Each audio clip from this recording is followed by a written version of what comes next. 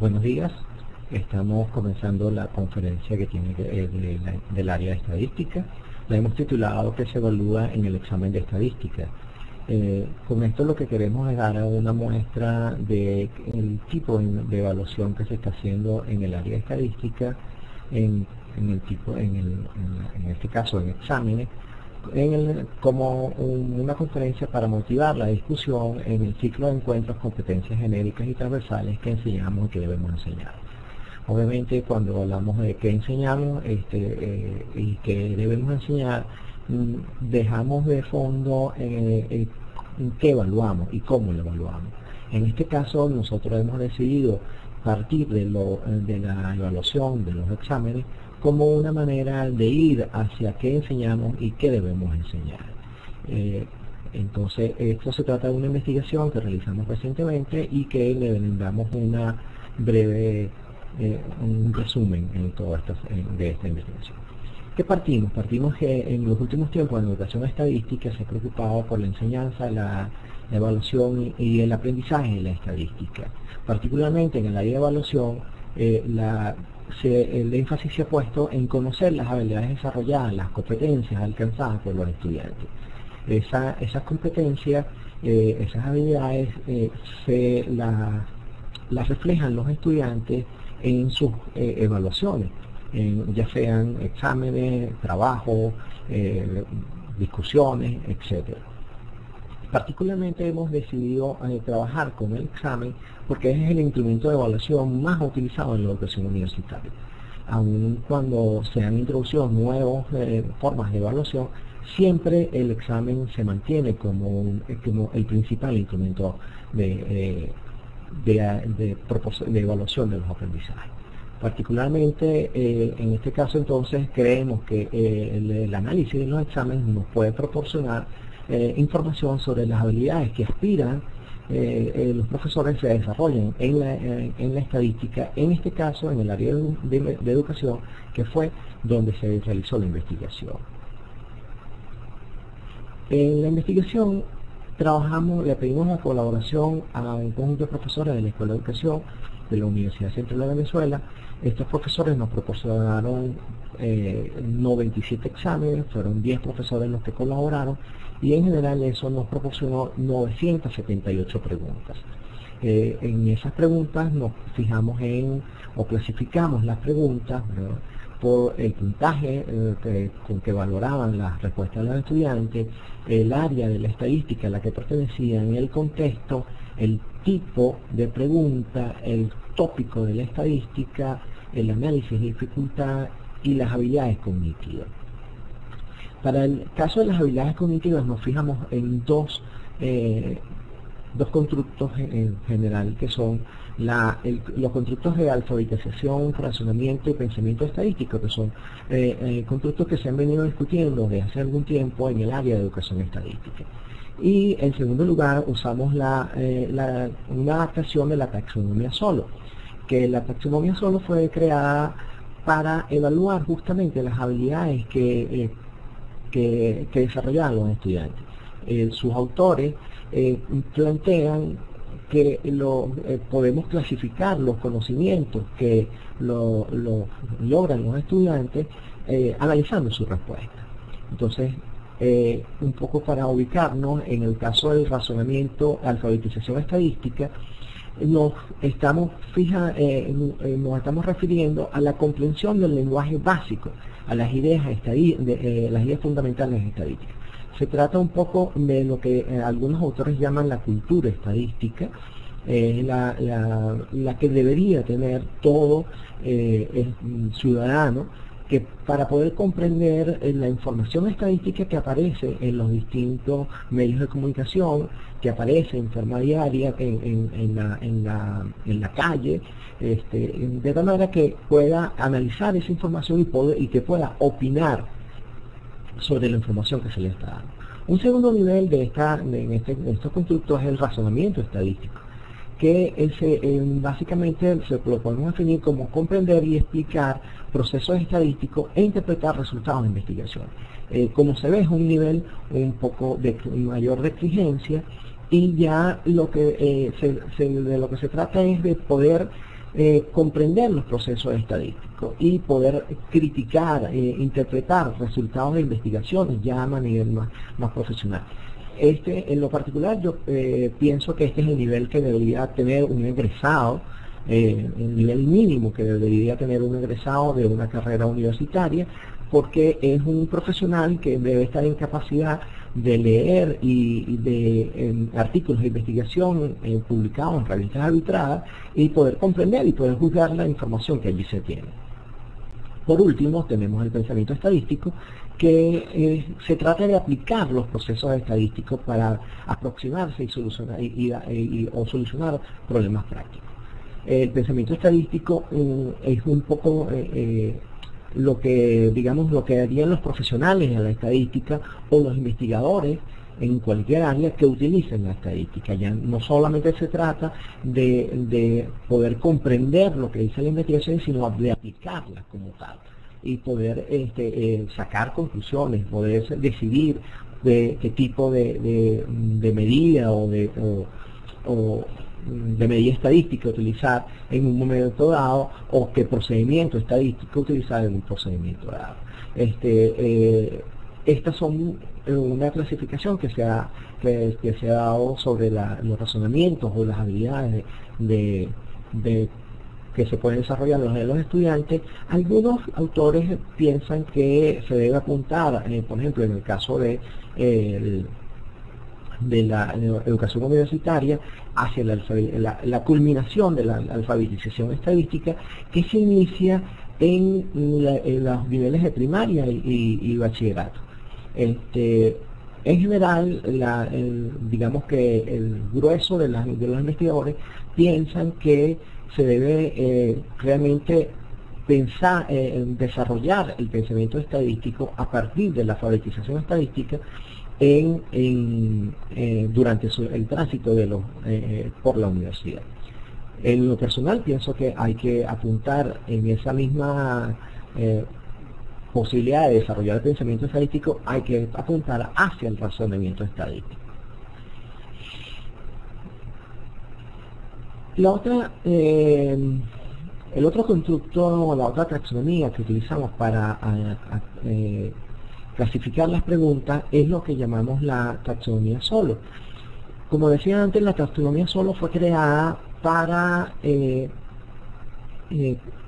clasificar los resultados de las evaluaciones de los estudiantes, poder comprender en qué nivel de desarrollo se encontraban los estudiantes. Esta clasificación original arranca por una clasificación preestructural que indicaría que el estudiante no tiene ninguna idea de lo que realmente se le está preguntando, no es capaz de responder sobre lo que se le está preguntando o de lo que se le requirió hacer en un trabajo, ¿no? Los otros niveles son uniestructural, multiestructural, relacional y abstracción extendida. ¿Qué hice en este caso? Bueno, sencillamente hicimos una adaptación de la taxonomía Solow, porque si bien es cierto que el estudiante va a poder responder a los requerimientos que se hagan en los exámenes, en los trabajos, en las distintas instrumentos de evaluación que se utilicen, siempre va a depender de lo que le plantea el profesor. Es decir, ningún estudiante puede llegar a niveles altos de la taxonomía Solow si solamente se le pregunta por hacer cuestiones muy de orden práctico o cuestiones de memorización de conceptos. Entonces, en este sentido, nosotros hicimos una adaptación de la taxonomía y decimos que una pregunta es del nivel uniestructural cuando solamente la pregunta presenta información explícita y sugiere el resultado o el procedimiento que el estudiante debe utilizar para llegar a la solución. Es el caso de cuando nosotros le decimos a un estudiante calcule la media. Nosotros, obviamente el estudiante no tiene que hacer un mayor procesamiento de esa información, sino que le estamos diciendo en forma directa que lo que él debe hacer para que nosotros le otorguemos la puntuación completa de esa pregunta es calcular la media a un conjunto de datos. Un segundo nivel es el nivel uniestructural, que se requiere la utilización, en el cual se requiere la utilización de dos o más procedimientos conocidos, que también se derivan de la comprensión del enunciado. El estudiante lee el enunciado, percibe qué es lo que realmente se le está pidiendo, pero a diferencia del nivel uniestructural, él en este caso debe hacer primero al menos una operación que le produce un resultado y después hacer otra segunda operación para encontrar otro resultado. Eso obviamente son niveles muy básicos, niveles donde el estudiante lo que necesita en general es comprender la información que se le da en la pregunta y realizar los procedimientos implícitos que se tienen. El tercer nivel es el nivel relacional, donde se exige que el estudiante que lea el enunciado, comprenda la información, pero en este caso tiene que integrarla para generar la implicación. La implicación es de solución. No es directa la implicación no es directa la solución. Él debe comprender, debe generar una implicación o una conclusión inicial que le permite a la vez realmente saber cuál es el procedimiento que va a utilizar. Se trata de una solución no evidente, pero que sí se conoce el procedimiento con el cual que se va a requerir.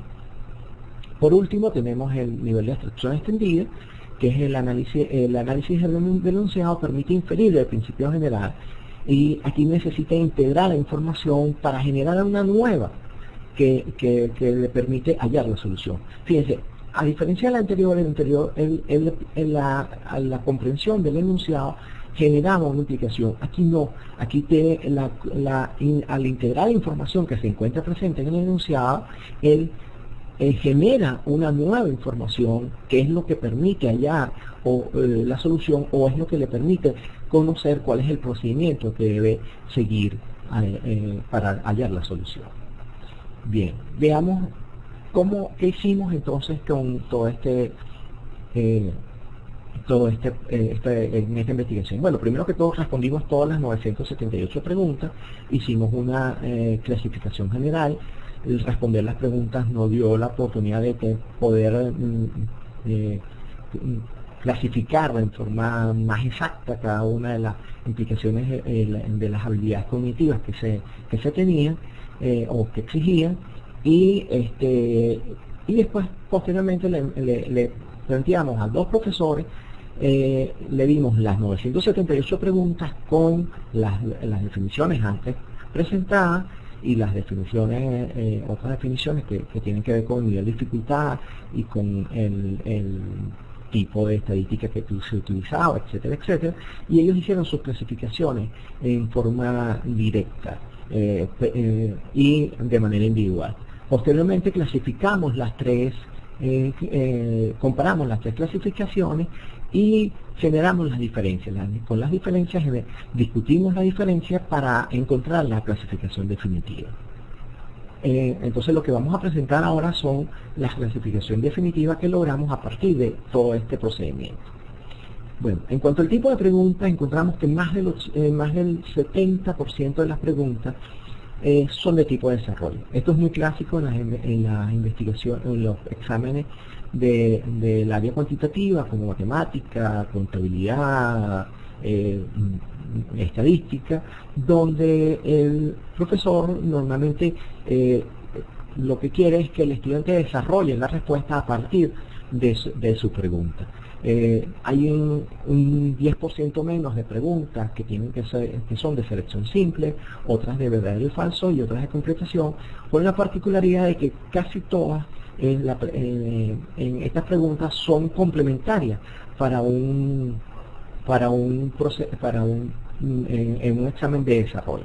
Es decir, el examen normalmente es de desarrollo, solo que al comienzo tiene algunas preguntas, ya sea de selección simple, sea de verdadero o falso, o sea de completación. Los contextos. Bueno, como era de esperarse, los contextos, nosotros clasificamos los contextos en el cual se formulaban las preguntas y los clasificamos como asociados a la educación, no asociados a la educación, y sorprendentemente encontramos un conjunto de preguntas que estaban sin contexto.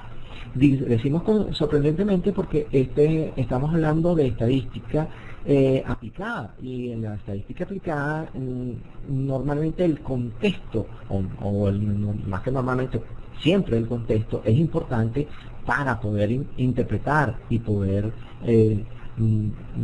digamos, evaluar la información que nos arrojan los resultados estadísticos. Entonces, nosotros encontramos que, como era de esperarse, que decíamos antes, el 56% de la mayoría de las preguntas están ubicadas en contextos asociados a la educación, casi todos relacionados con el rendimiento estudiantil. Son preguntas donde se le indica al estudiante, estas son las calificaciones de un grupo de estudiantes, y se requiere conocer la media, se les requiere evaluar el rendimiento de esos estudiantes, etc. Hay un 28% de las preguntas que son no asociadas a educación. Esto nos parece bien interesante porque, aunque la asignatura sea de educación, estadística aplicada a la educación, es conveniente que los estudiantes no se limiten exclusivamente a contextos que estén en el ámbito de educación, porque eso dificultaría digamos, la transferencia, la traslación de los conocimientos a otros ambientes. Si solamente se aprende en el ámbito de educación, entonces es mucho más difícil hacer esa transferencia en otros ambientes, y por lo tanto el hecho de que aparezcan ambientes que no sean asociados a educación nos parece bien interesante. Los puntajes. Bueno, como se puede ver, los puntajes son bien variados, van desde preguntas que tienen 0,25 puntos hasta 15 puntos. Claro, ¿qué tenemos? Que tenemos que el 50% de las preguntas tienen un punto o menos. Esto lo que nos dice es que deben ser preguntas en general muy fáciles, o preguntas de respuesta muy corta, o de procedimientos muy conocidos, muy cortos. Porque si una pregunta es valorada solo con un punto o menos por un profesor, obviamente el nivel de exigencia no es mucho. Pero si vamos más allá, encontramos que el 75% de las preguntas tienen 3 puntos o menos, lo cual nos sigue indicando que son preguntas con procedimientos o exigencias bajas. ¿Okay? Aquí encontramos un conjunto de casos atípicos, que son aproximadamente unas 10 preguntas, que sus puntajes van entre 10 y 15 puntos. Eso salen de este diagrama, que es el diagrama de caja y bigote, porque son preguntas que se consideran atípicas en ese conjunto de preguntas que estamos manejando. Es decir, no son preguntas frecuentes, preguntas de alta puntuación. Como ya dijimos, el 75% de las preguntas tiene 3 puntos o menos, y hay un 25% de las preguntas que tienen puntaje entre 3 y 8 puntos, mayor que 3 y menor que 8 puntos. Entonces, en líneas generales, de acuerdo a los puntajes, podríamos estar hablando de preguntas de un nivel de dificultad relativamente bajo. Cuando vemos en este gráfico, estamos comparando los puntajes con las áreas de la estadística. Cuando vemos el área de estadística descriptiva, vemos que la casi totalidad de las preguntas tienen 3 puntos o menos. Es decir, son las preguntas, eso implicaría que las preguntas de estadística descriptiva son preguntas muy sencillas, que requieren de respuestas cortas, o de respuestas de procedimientos muy precisos, conocidos por el estudiante. Cuando vemos las preguntas de probabilidad, también tenemos una situación semejante, pero inclusive es hasta más homogéneo el grupo, porque va un poco, la caja es un poco más pequeña. En cambio, cuando encontramos a nivel en estadística inferencial, vemos que la caja es un poco más ancha, es un poco más larga, más exactamente, Y eso es lo que nos dice es que aquí las puntuaciones cambian un poquito más. Claro, tampoco es que cambien mucho porque el nivel máximo de la pregunta es 4 puntos.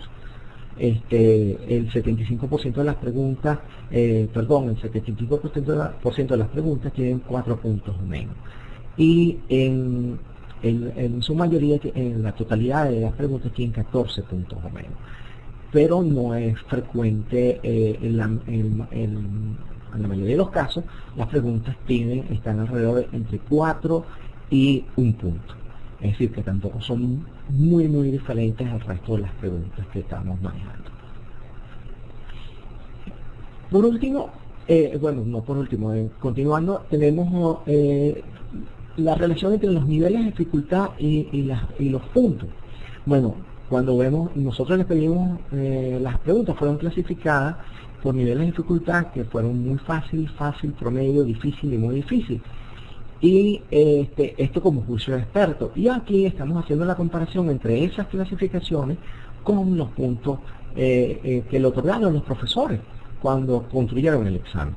Como vemos, por ejemplo, primero podemos ver una tendencia a aumentar el nivel de puntaje en la medida que aumenta el nivel de dificultad. Es una cierta tendencia que hay allí. Vemos que hay una concentración en muy fácil de preguntas que van de 1.50 a 0.25. En los niveles muy fácil las preguntas van entre 3 y 0.50, y en los niveles promedio las preguntas sí los puntajes varían de forma importante porque van desde 0.50 hasta 10 puntos. Claro, todos estos casos que hemos hablado tienen lo que llamamos los valores atípicos que podemos ver en esta zona. ¿Okay?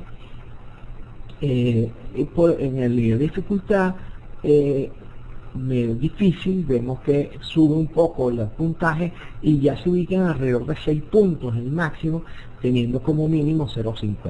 Y en el nivel muy difícil, el nivel de dificultad muy difícil, los puntajes van entre 3 puntos y 4 puntos. Realmente la diferencia no pareciera importante, si bien es cierto que hay una relación, pareciera existir una relación que a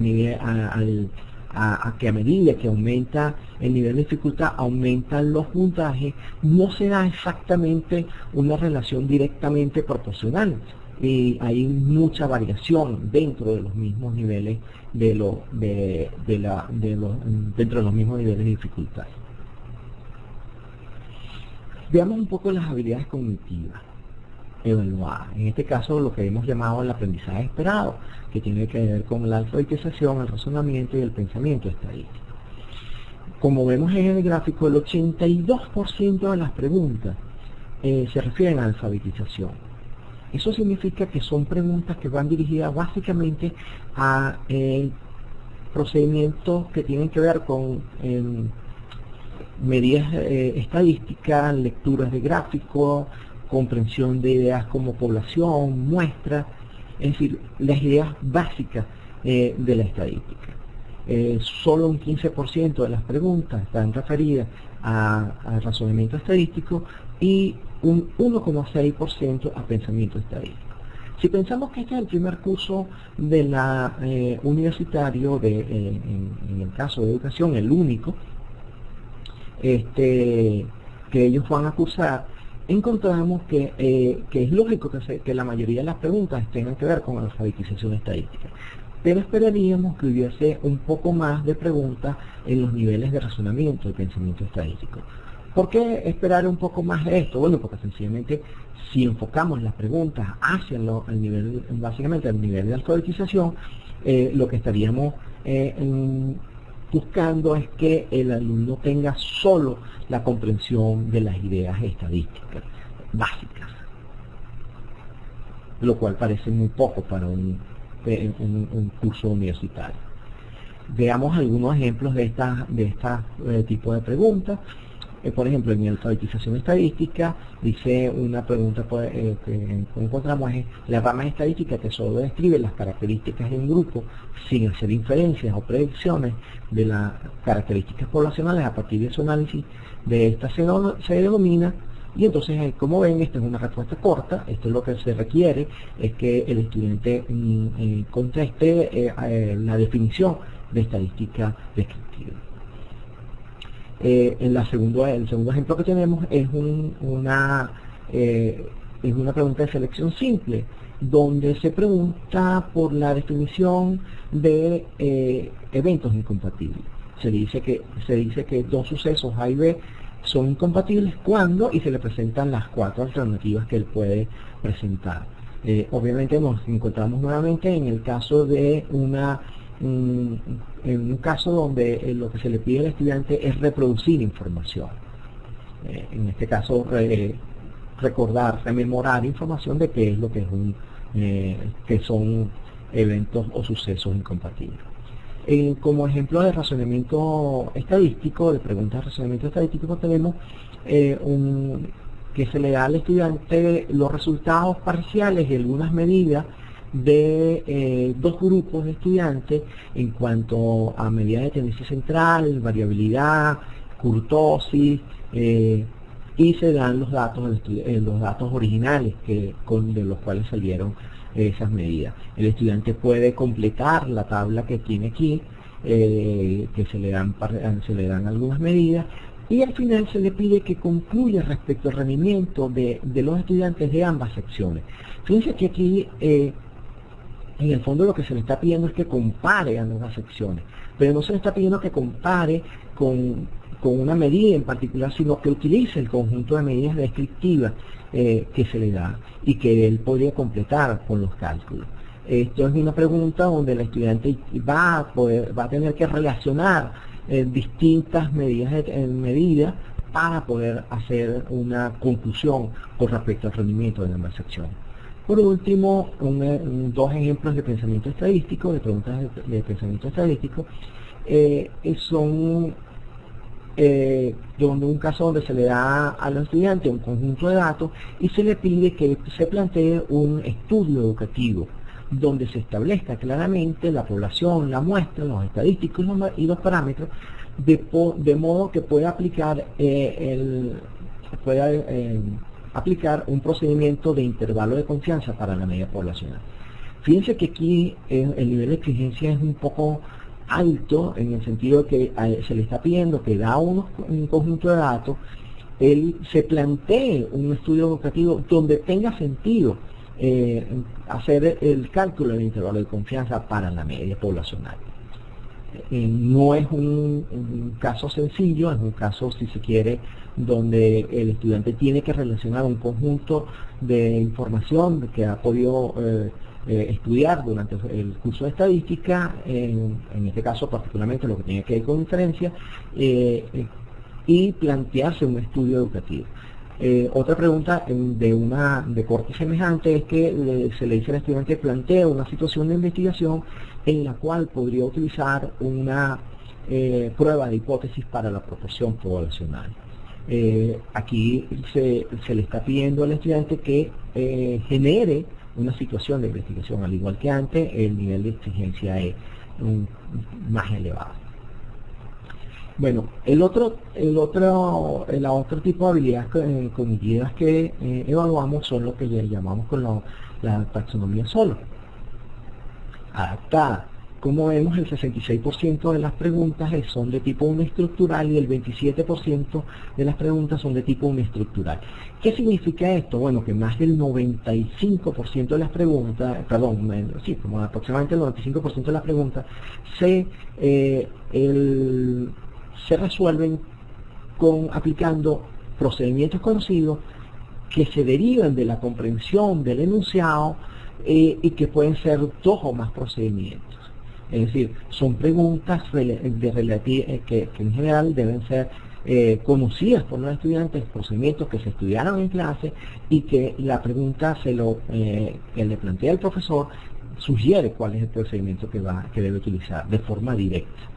Las preguntas del nivel relacional son apenas 5,5%, y las preguntas de nivel de abstracción extendida es apenas el 0,40%. Esto nos ratifica un poco el resultado anterior, en el sentido de que los niveles de las preguntas son hacia los niveles más bajos de la taxonomía utilizada. Veamos algunos ejemplos. De pregunta uniestructural, tenemos el caso que se le da un conjunto de datos y se le pide que calcule la media aritmética de ese conjunto de datos. Es una pregunta de selección simple, y entonces tiene los 4 resultados posibles para esa pregunta. Obviamente lo que el estudiante debe hacer es que a partir de los datos que se le da, calcule la media y después identifique la respuesta correcta. Es un procedimiento conocido. Un segundo nivel, en el nivel multiestructural, se dice que tiene un estudiante, respondió al azar un examen de verdadero y falso que consta de 3 preguntas, y se le pide que construya la distribución de probabilidad de la variable aleatoria, el número de preguntas respondidas correctamente, y calcula e interprete la esperanza matemática. Esta pregunta tiene 3 partes. En principio tiene que construir la distribución de probabilidad. Esto es un procedimiento conocido. Se le dice directamente que tiene que calcular, construir la distribución de probabilidad. Al construir la distribución de probabilidad, eso le permite calcular la esperanza matemática, y posterior a calcular la esperanza matemática, él la puede interpretar. Obviamente son todos procedimientos conocidos, y aquí la dificultad de la pregunta está en el número de procedimientos que tiene que hacer. Primero tiene que construir la distribución de probabilidad, después calcular la esperanza matemática y después interpretarla. En el nivel relacional se le plantea un estudio que están realizando en una institución educativa, y se le pide al estudiante que, si dicho estudio valida la garantía, esa proporción que se está haciendo allí. Particularmente lo que se está planteando es un contraste de hipótesis. No se le dice que es un contraste de hipótesis, sencillamente la información que se tiene que tiene el enunciado le debe permitir al estudiante saber que es un contraste de hipótesis lo que se le está planteando allí, y él a partir de ahí hacer el contraste como tal. Como abstracción extendida tenemos otro ejemplo muy similar al anterior, de los que presentamos en el pensamiento estadístico, donde se dice que se plantee una investigación en la cual pueda utilizar el contraste de hipótesis para la media poblacional.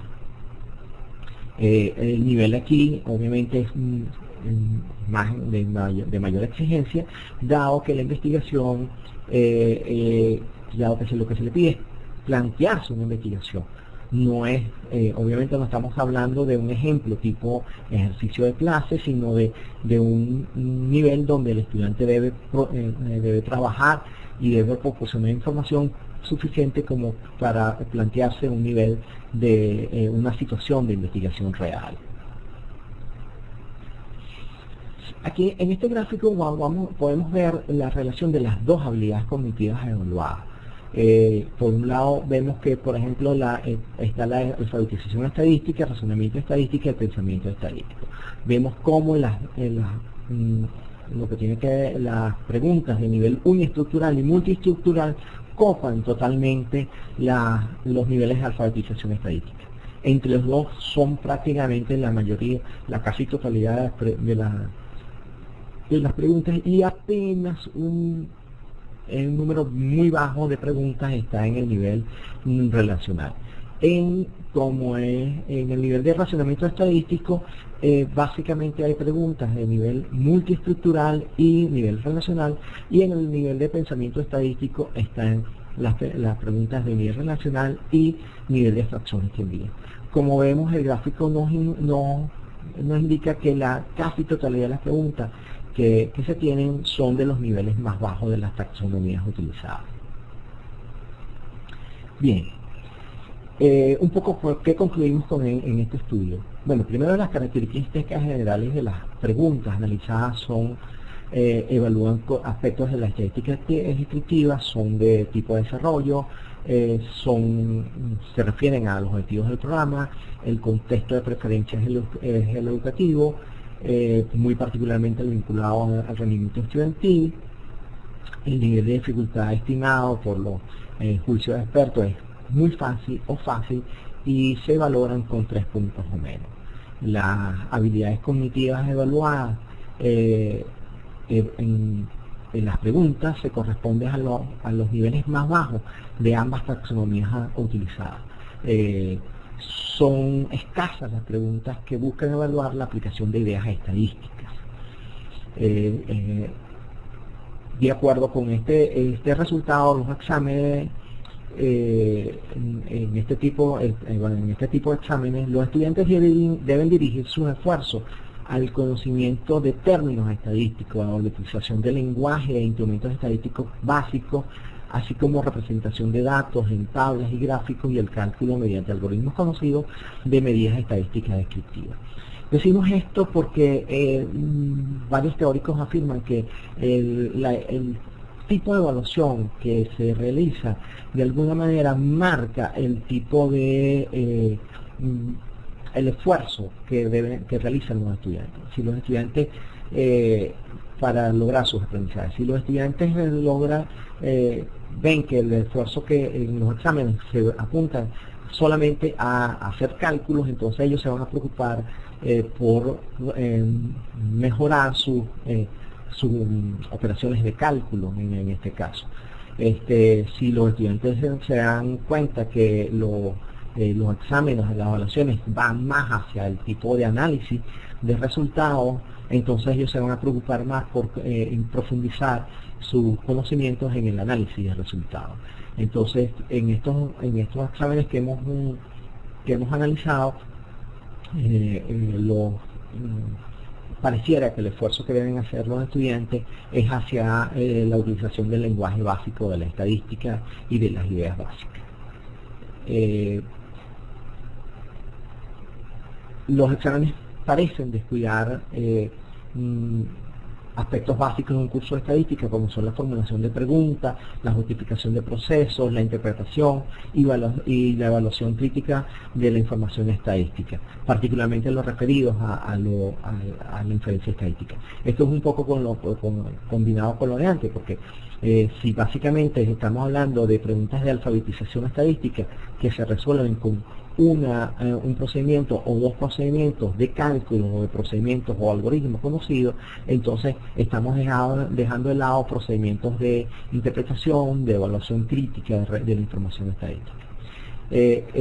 Por tratarse de un curso inicial, es lógico que se haga énfasis en la alfabetización estadística, pero debería apuntarse hacia el desarrollo de habilidades cognitivas más altas realmente. De hecho, hay experiencias a nivel internacional que indican que es posible realizar exámenes, pruebas que no estén basadas en cálculo ni en la evocación de definiciones, sino que exigen pensar y razonar sobre las ideas estadísticas.